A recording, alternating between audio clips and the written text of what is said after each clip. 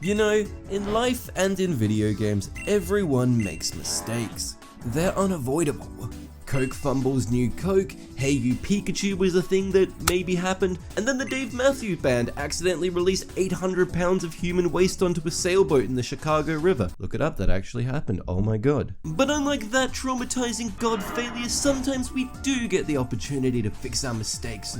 And Pokemon? Well, they just so happen to have that luxury in spades. Because with a new Pokemon game bombarding the airways seemingly every other year, there's ample opportunity for Pokemon to cover their tracks if they do so happen to commit a couple of unconscionable blunders every couple of years or so.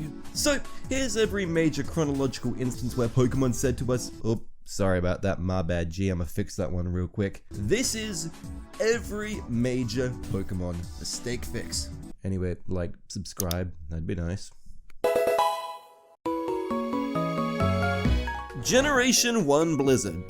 That's it. That's the segment, that's all. But not so fast, asshole. There was actually 2.7 years between the Japanese and international releases of Pokemon Generation 1. And you know what that means. Blizzard used to be worse. Yup, with 90% accuracy, a 30% chance to inflict freeze, a status that in Generation 1 is pretty much the equivalent of Santa straight up capping you in the knees, and practically no downsides, Pokemon had a brutal, frosty human rights violation they definitely had to fix up before the Americans could see this. And despite being game only one of one at the time, there was also a surprising number of fixes implemented between Japan discovering Pocket Monster gaming and the rest of the world getting our grubby little mitts on it. Yep, in addition to Blizzard being changed so it's now no longer just press the button and watch the world freeze.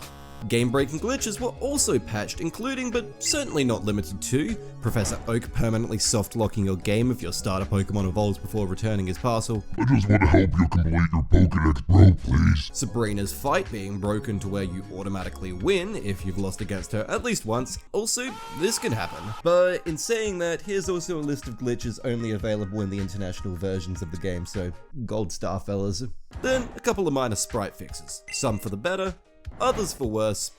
What the fuck? They also confiscated Brock's nipples because we live in a fucking prison. Now, being Pokemon fans, I think it's fair to assume that we've all played rock, paper, scissors at least once, right? A game balanced to where theoretically each player has the exact same moveset and power as the other opponents, leading to a, fair experience. Well, that is until some kid decides to play rock, paper, scissors, gun, and then punches you in the throat. Which is shockingly relevant here, because after Pokemon Generation 1, let me tell you what, I don't know any single Pokemon type super effective against Throat Punch. Yes, very infamously, in transitioning Pokemon from one Game Boy to a slightly brighter Game Boy, Gamefreak mercifully decided that the infamously overpowered Psychic type was far too cruel and more than a little bit unusual. Everyone knows about Generation 1 Psychic types. Super broken special stat, making them outlandishly offensively jacked while also unreasonably defensively thick, only weak to a type whose best attacking moves had all the damage of a slightly stern warning, and best of all supposed weakness, Ghost types were programmed wrong, and cannot touch the Psychic type. And instead of fix this, Pokemon said, I'll fix it later. Maybe tomorrow. And then Pokemon Gold and Silver bursts out of the programming pouch, delivering the single largest correction in all of Pokemon balance history, telling the Psychic type, Aight, you're doing too much. Steel and Dark types were introduced as direct counters, Ghost types were retroactively unfucked, super effective moves were added, the Bug type, would probably still lose to a can of Raid, but Heracross and Scizor were cool, okay? Still though, never in Pokemon has one type been slapped this ridiculously hard. Not with the physical special split, not with fairy types, not with steel types suddenly becoming floppy and being weak to spooky shit. Never. Also normal types were nerfed because they could now get paralyzed by Body Slam, which is mega important, but it's not clickbaitable, so that's all you're gonna hear from me about it, alright? And then the other big oopsie corrected this time was Jinx, deciding to get her shit together. Come on, girl. You're better than this.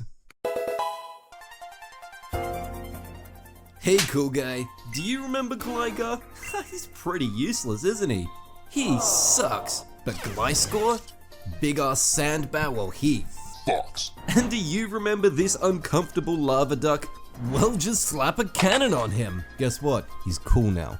Well, buddy, welcome to the Sinnoh region. We have got these awesome evolutions and much more. By the way, you're not allowed to use any of them. Fuck you.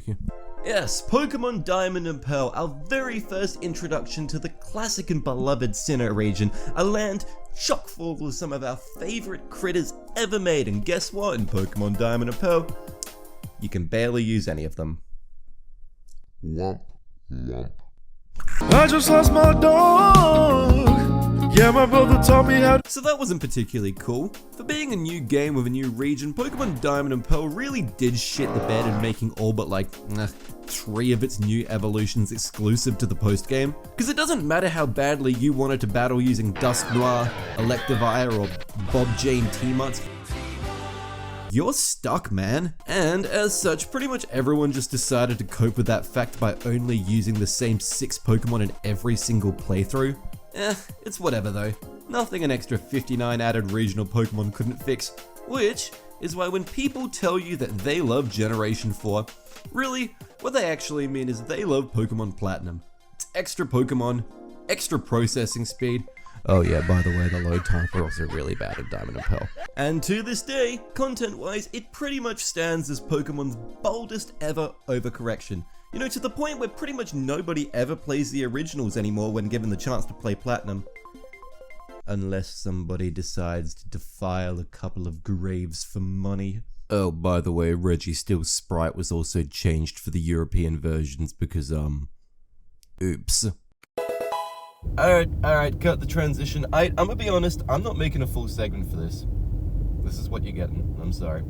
So, Pokemon Generation 6, stupidly easy, everyone remembers this. And then, Gen 7 comes around and we're like, oh, nope, fuck you, this is actually stupidly difficult now. So, this isn't so much a mistake fix, because being easy and being hard is a subjective thing. I don't mean to say that one is a mistake, but as I said, I don't want to make a full segment out of this, but it seems far too obvious to not be intentional, you know what I mean? Generation 6, maybe the easiest generation in the series. Generation 7, maybe the hardest generation in the series. That feels intentional. Oh fuck. It's Rainbow Road, it's where you go.